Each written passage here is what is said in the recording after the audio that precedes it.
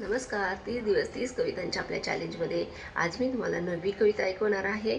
तर श्रावण महिन्यात निसर्ग कसा खिललेला फुललेला, झाडं पानं वेली, सगळीकडे एकच उत्साहाचे आनंदाचे वातावरण असते आणि निसर्ग कसा रोमॅन्टिक झालेला असतो म्हणता येईल.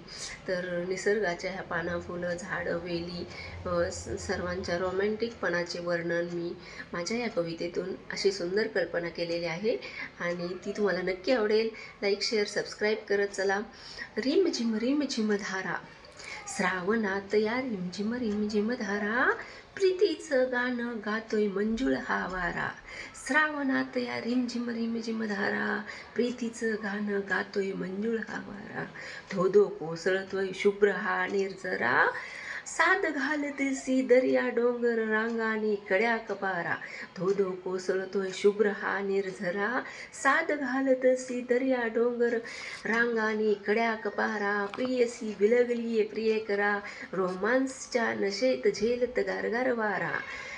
श्रावणात या रिम झिम धारा, फुलांच्या गंधाने मोहित होऊन फुला फुलावरून गुणगुणतय हा भ्रमरा. फुलांच्या गंधाने मोहित होऊन फुला फुलावरून गुणगुणतोय हा भ्रमरा. चोचीने चोचीत दाना भरवताना आवाज गुंजतोय चिव चिव चिवणारा घरट्याच्या या दारा. चोचीने चोचीत दाना भरवताना आवाज गुंजतोय चिव चिव चिवणारा घरट्याच्या या दारा.